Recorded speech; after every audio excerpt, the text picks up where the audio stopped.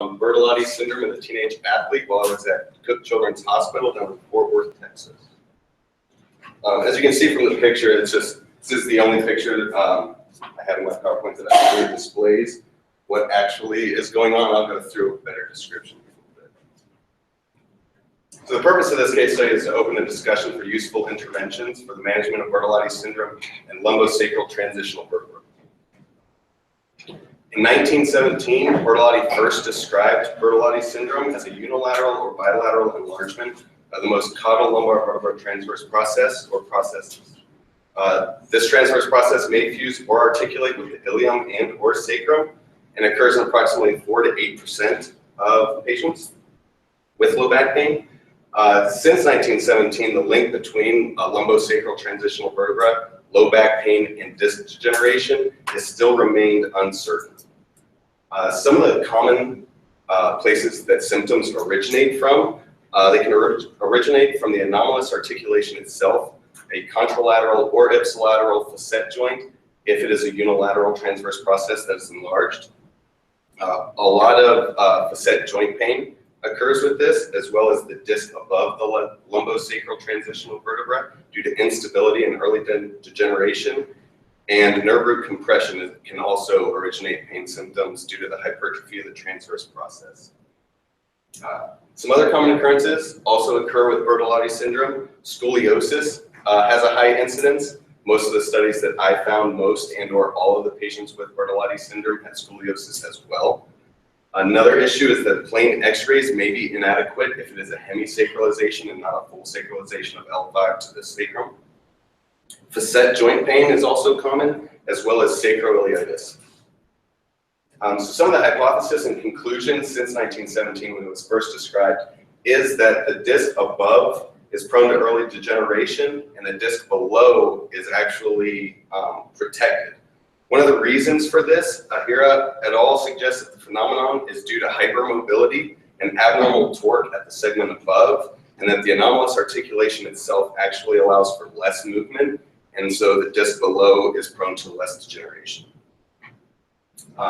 Pain with Bertolotti syndrome does not typically respond to interventional treatments.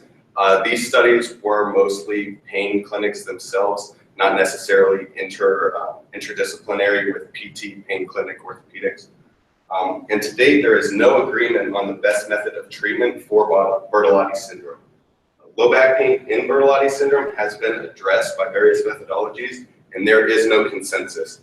Many of the studies that I found, one by Johnson, described injecting a local anesthetic into the anomalous articulation to see if that's where the pain symptoms were coming from. If they were, this was then followed up by a resection of that transverse process and had approximately an 80% success rate. Santavirta also did a study where 50% of his patients went through a posterolateral fusion and another 50% of his patients underwent a resection. He only had a 50% success rate in both categories. So a little background, one of the good reasons at Cook's Hospital is that if your primary doctor is at Cook's, we can see all of your background information, all of your previous visits, if you've had previous PT. So we get a lot of useful information that way. So I knew a lot about my patient before he came in. He was a 16-year-old high school sophomore with an onset of pain in June 2016. Now, there was no known injury resulting in low back pain that he could remember. At that time in June, he did go to the doctor who performed x-rays thinking that he had a spondylolysis. This came back negative, but did show a lumbosacral transitional vertebra at L5. After this, he did have a bone scintigraphy and SPECT CT imaging.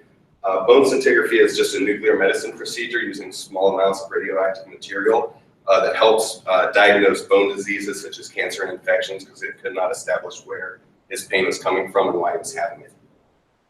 Then he had a SPECT CT imaging, and this showed a partial left hemisacralization of L5 with a pseudo-articulation of a left L5 transverse process to both the upper sacrum and the ilium. This also showed that he had sclerosis on the iliac side bilaterally, which was compatible with sacroiliitis. The doctors at Cook's did put a general activity restriction on him, pretty much just meaning that he wasn't supposed to participate in any of his community or sporting activities, and that it also gave him an out to stop PE class as well. One of the psychosocial stressors that we kind of like focused in on was that he did lose his father earlier that year, so we just wanted to keep that in mind throughout our evaluation and treatments. So some of the subjective information that we got right off the bat, prior level of function. He was a very active kid, independent with everything. He had a job as a welder, participated in rodeo, baseball, school, after school activities, you name it. He did everything, had no problems until this recent onset of back pain. For this pain, he rated a constant pain, said that his pain at best was a 4 out of 10, and that at worst was a 7 out of 10. Currently, when we saw him during the evaluation, he rated it as a 6 out of 10 and stated that it was central right on his lumbar spine, but when asked to point to it, he pointed offset to the right-hand side. He also described a radiating pain down the left lower extremity to the medial aspect of the foot. It was occasional, it wasn't current, and he did not have that pain currently, and he said it only happened a week ago for a day or two and has not had a problem since. Some aggravating factors for him at this time was pretty much everything that we asked him to do or talked about: stairs, bending, walking, running, prolonged sitting in class, moving in general pretty much caused him pain. And the only alleviating factors that he mentioned to us were laying down, a hot shower, and Advil. So at this time, we, during our subjective information, we wanted to ask, obviously, what he wanted to get out of therapy and what his mother wanted as well. So some of the goals, the mother wanted him to just make it through the average school day, pain-free, be a normal 16-year-old kid, the usual. Set his sights a little higher. He wanted to be back and participate in his rodeo. He wanted to work at the rodeo, play high school baseball, and shoot dogging and steer wrestling, which I had absolutely no clue what either of those were. So to get a better idea of my patient at the time, this one here is shoot dogging. So the goal of this is to walk the steer across the white chalk line and get all 4 feet up in the air as quickly as possible. So he said he had been doing this for a couple years already, and so this is what he was currently doing. And then his goal, once he turns 18, they want you to be a little older to participate in this version. This version is the same thing, except you jump off of a horse and you do the exact same thing. So once the steer crosses the white line, you leap off the horse, grab it by the horns, and quickest time to get 4 feet up off into the air. So obviously he wants to get to some pretty high functioning activities. I don't know if I could mimic those in clinic, but so some objective information that we got. Posture was one of the first things we noticed. He did have decreased kyphosis and a slight decrease in lordosis. He was pretty much flat back, top down. He also had scapular winging bilaterally with the right side greater than left. We checked a lot of function with him. Gait, he had no abnormalities at this time in gait, but did report pain anytime he was in single limb stance on the left-hand side. Also checked some single limb stance. He had less than 10 seconds of balance bilaterally and pain standing on his left leg.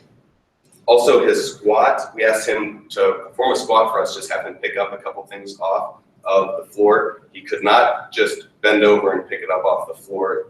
It was too painful. So he went up on both toes, bent both knees with an excessive tibial translation, and kind of went down into a catcher's position to keep his back as straight as possible while picking something up off the floor. Some of the range of motions that we checked, we went through thoracic range of motion. He was decreased by 50% into extension with a hinge at the TL junction, as well as pain with rotation bilaterally. We also checked lumbar range of motion. He did have a flattening in the spine, but no true reversal of the curve into flexion, which was painful, and a 50% limitation into extension, which was also painful. We checked scapular movements. He did have dyskinesis bilaterally. And when we moved on to strength, he had weakness in the lower and middle trap bilaterally with upper trap compensation. During manual muscle test, he tried to shrug his shoulders to keep his arms off the table. We could not do that test without him compensating. So we moved on after that. We did have him plank as well due to his lumbar pain to see how well his core was. He lasted approximately 7 seconds before he had an increase in lordosis, and we stopped. He also had bilateral winging when he went up on his elbows. We checked core stability through a marching bridge. He instantly went into hyperextension at the TL junction and pretty much tried to put all the weight through his shoulders on the table. As well as when he lifted one leg off the table, he could not keep his pelvis neutral as one pelvis would drop as he marched alternate. Lastly, for strength, he did have pretty much global weakness of the hips, but especially with abduction, extension, and internal rotation. Lastly, we measured some of his hamstring muscle length in the 90-90 position. He was negative 32 degrees bilaterally from straight. Some continued data. We did do Renter palpation. He had increased tension in the left thoracic and right lumbar erector spinae, as well as increased tension in bilateral piriformis. We checked the piriformis due to him stating that he had symptoms radiating down his left lower extremity previously. He was also tender to palpation in the upper trap with QL tightness on the right-hand side. As far as joint play, when we did a mobility assessment, he was hypomobile in the thoracic spine from approximately T3 to T10, and hypermobile from the disc above the lumbosacral transitional vertebrae, which we expected after researching it, to approximately L1, so right there where he hinges at the TL junction. Some of our special tests we did perform due to his radiating symptoms. We checked the passive straight leg raise and pump tests, both were negative at this time. Eli and Thomas tests were both positive. He had tight iliopsoas as well as rectus femoris and IT band. Quadrant testing, which I wish I would have went into more because the facet joint pain being a commonplace for pain in Bertolotti syndrome, he was positive on the right-hand side. And due to the sclerosis that we knew previously and possible bilateral sacroiliitis, we performed SI testing, which was negative across the board. So since this was my first evaluation and 2 days into my clinical, we took 5 minutes and stepped outside of the evaluation room and talked with my CI over everything that we found so I could put together a plan of care. So just some of the versions of our ICF model. As you can tell, some of his big primary impairments: hypermobile and unstable at the lumbar spine. He was decreased range of motion in the thoracic and lumbar spine, as well as weakness of the hips, core, and lower extremity, and he had hypomobility in the thoracic spine. I've already discussed all of his activities and everything that he did, such as baseball playing and steer wrestling and everything. But some of the personal factors that we wanted to keep in mind and that influenced our treatment is that he is 16. So as a pediatric patient, he was able to drive, which greatly helped the times that we could get him in throughout the day. He had recently lost his father, but we also had to keep in mind that he does go to school. So we recommended at this time 2 times a week for 10 weeks. Part of the reason we only did 2 times a week is because we really wanted him to kind of have self-efficacy and kind of take charge of his own plan of care. We talked to him a lot about his home exercise program and everything that we would want him to do at his house outside of therapy, and his mother and him agreed to it at that time. So we established some goals for him. In his goals, we wanted pain-free lumbar range of motion with less than 25% restriction. We realized that he did have a hemisacralization, so we did not know if he would gain all of that range of motion back, but we wanted to get as close as we could. For some of our more functional things and our core strength, we wanted to have him pass a marching bridge goal as well as a plank goal. And then our overall somewhat discharge to kind of wrap up his plan of care, we wanted him to perform stability ball walkouts, plank step-ups and up-downs, as well as a side plank with hip abduction. Cook Children's also establishes 2 goals that they kind of put in with each of their evaluations, and that is just to be independent with your home exercise program, and they want him to perform 3 to 5 days a week community activities like he was prior to his onset of pain. At this time, are there any questions on the evaluation, any data that I have gathered at this time? Did you guys consider doing the performance development?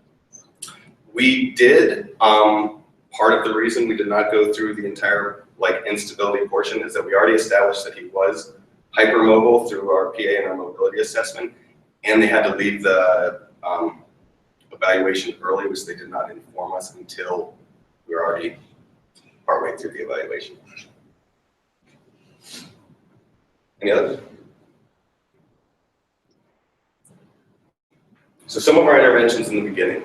I'd already previously mentioned that he did have pain with walking. So our initial warm-up, we tried an elliptical, and he had no problems with this at this time.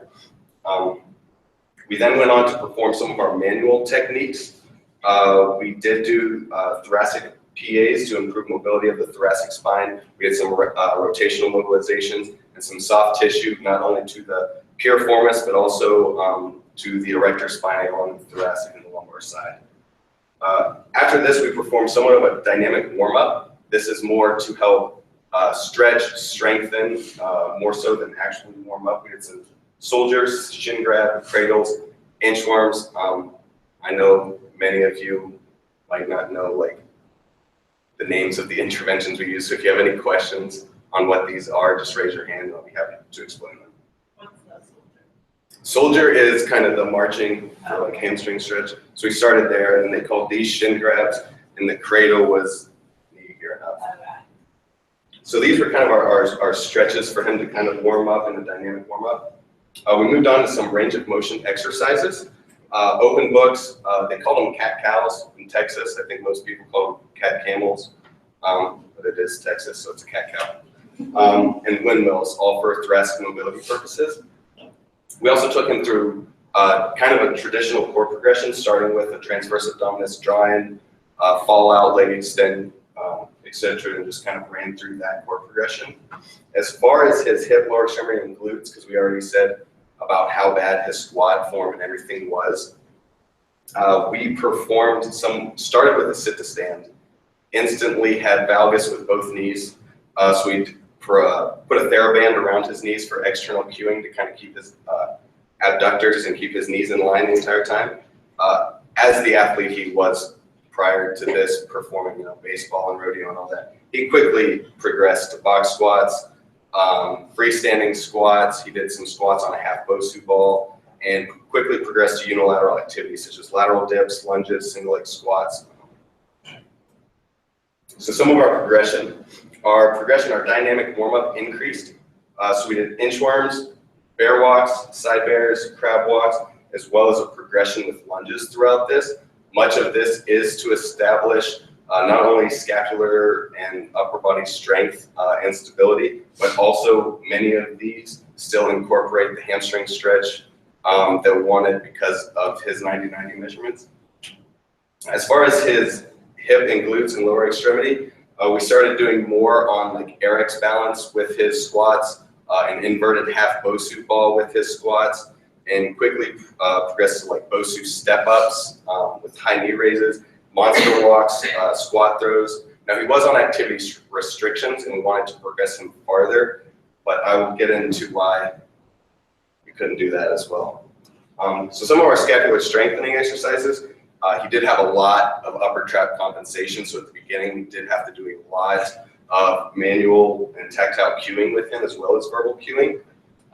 No monies, low rows, high rows. We did some wall dribbles, dribbles with the whole windshield wiper all the way across, as well as moving into more weight-bearing activities such as planks in push-up position, plank walks, plank step-ups and up-downs. Then his core progression as well. We utilized a bridge progression. Most of you know what the traditional bridge is with both feet. We then progressed to a bridge with hip abduction, and then we progressed to a bridge, single or unilateral bridge, as well as a marching bridge, which you bridge and then you raise one foot after the other and try and keep your spine neutral and your pelvis aligned. We then performed a plank progression, which is plank progression. Moved to on elbows, up on his hands entirely, rotating between lifting up either one arm, the other arm, one foot, the other foot, and eventually to plank walks.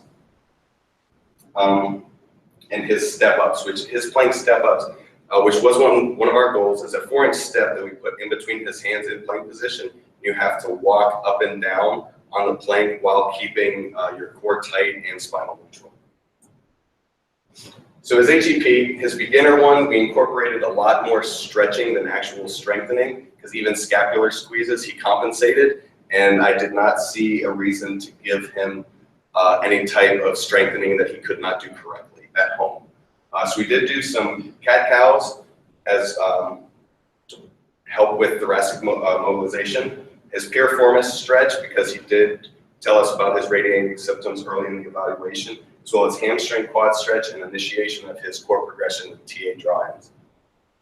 As we progressed his home exercise program, which we did each week, we kept the hamstring stretch because we were not seeing as much progress as we want, so we talked to him about his compliance at home, as well as open books, planks, his bridges, single leg squats, and wall sits. So upon discharge, we did increase his range of motion in all directions, but he still was limited into extension of the lumbar spine, but he was pain-free in all directions. As far as strength, we saw significant improvement in core, hip, lower extremity, glute strength, as well as stability, which I will address further when we get down to the goals section. Muscle length, he did improve to negative 21 degrees bilaterally. I wish it was more. It just shows some of the difficulties with compliance at this age group. So as far as his goals, like I said previously, his lumbar spine range of motion did increase. It was still limited by greater than 25% into extension, so we could not pass him on that goal, but it was pain-free. He completed his marching bridges and his plank goals. As far as his stability ball walkouts, though, he could not maintain spinal neutral with his draw-in and his balance on the stability ball at the same time. Part of that could have been us. He missed some, and we could not do those regularly on enough basis. Do I feel that he was comfortable enough to do that? As far as his perceived improvement, we only asked him with his daily activities because he skipped his doctor's visit and was never released from activity restrictions. So we could not ask him how well he improved outside of his regular activities he was allowed to do. And he stated that he was 90% better throughout a daily basis, pain-free at school, at home, doing all his activities. And the only true time he said he gets pain is when he does his job as a welder, puts him in some awkward positions for extended periods of time. I will say that all of my objective data upon discharge was actually taken earlier at a final interim note and not the actual discharge, and I will discuss that here next. So some of our unforeseen difficulties at this time. Insurance was the big one. So his first visit, we saw him for evaluation. His first visit was over 2 weeks after the initial evaluation when insurance finally gave us authorization to see him. As we moved through our plan of care, we requested more visits because we were not, he had not been cleared from activity restrictions at this time, and we wanted to progress him farther. It took insurance over 3 weeks this time to get back to us to approve his visits, and when they finally approved his visits, they gave us 1 visit, which he didn't show up for. Our next problem kind of was school. Due to school and his mother not wanting him to miss school, she stated that he would only come to therapy 1 time a week, which is not what we wanted, but it was as good as we were going to get. STAR testing was also a reason. This is a big standardized test in Texas, and they pretty much put the school on lockdown from beginning until after lunch, and whether you're taking the test or not, you were not allowed to leave. So there were some problems with kind of scheduling. As far as home exercise compliance, we wanted him to do his home exercise program every day that he was not in clinic. He said that he might have done his home exercise program 2 to 3 times a week. might have. As far as missed appointments, he did skip 4 appointments. I was then scheduled to shadow with a physical therapist and a doctor in a sports clinic. And it just so happened that he was also scheduled to visit that doctor to be cleared of his activity restrictions, which he did not show up for. As far as broken activity restrictions, so as I said previously, in his initial evaluation, he was a 6 out of 10 pain evaluation. We had dropped him down to a 1 to 2 out of 10 pain, which he then decided to participate in a 4-hour baseball practice with an hour and a half of batting practice. He did state that he did not run so that he did not break activity restrictions. So we had a nice long talk about what his activity restrictions are and that running is not the only activity restriction. So when he came on that visit, he was back up to 7 out of 10 pain. We had dropped him back down to 3 out of 10 pain, and then he decided to participate in the rodeo. So from 7:30 a.m. to 8:30 p.m., he was either participating in the rodeo or working on the steers or the horses, and came back at 6 out of 10 pain again. I will say for the last 3 weeks, though, he was a 0 out of 10 pain before he skipped his last visit and didn't show up. So some of my final thoughts. I wish I would have investigated facet joint pain more, especially with a right positive quadrant test, as well as him pointing to pain offset on the right-hand side. I would have liked to perform agility and plyometric exercises, as well as throwing a baseball or have him perform any type of dynamic exercise, but we were not allowed due to activity restrictions. And I had talked to his mother a couple times, but she never showed up again because he could drive himself after the initial evaluation. I wish I would have done more to talk to her on the phone and kind of talk about his plan of care and help with not only home exercise compliance, but actually showing up to the visit so that we could do more in the session. Any questions? What concurrent medical interventions for medicine does he go into taking? His mother stated that she did not want him to have any of the surgeries at this time, only being 16 years old, because most of the current literature, there is a minimally invasive procedure that resects that articulation on the ilium, but she did not want to go through that yet. Well, what do you think? Do you think he'll end up going that direction eventually? Yes. I have not found a single article on physical therapy alone and success with Bertolotti syndrome. Every article I have found some success with the fusion, but they are saying they have having more and more success with just getting rid of that articulation itself and resecting that transverse process from the ilium or sacrum. Do you think he's steroids or anything? Did he? Not that he informed us, and not that I found on his chart. When do they typically do that surgery? That is a good question because it does not traditionally present in patients this young. Yeah. Usually it is not found until later in life because X-ray, if it's a hemisacralization, it doesn't show up on a plain X-ray sometimes. And with 4% of the population with low back pain having this, it's not overly that common for them to just say, hey, let's do SPECT CT imaging and see if we can, it could be 4% chance it's Bertolotti syndrome. So it's typically not found right away, and many patients actually don't have that much trouble with it. His just presented early with low back pain for some reason, and being part of Cook Children's and him not finding out where the low back pain was, the doctor just went ahead and gave him 5 different imaging procedures, kind of like back to back until they found something. What's your thought on why it presented so early for him? I think part of the reason it presented so early is that his did articulate with both the sacrum and the ilium. Not only that, but him being so active, trying to wrestle a steer to the ground probably doesn't help that very much. What would an injury be? Like, if that's your normal motion, is to fall on the ground and do that. That was what kind of fascinated me. If that was sort of how he wouldn't identify a back injury necessarily.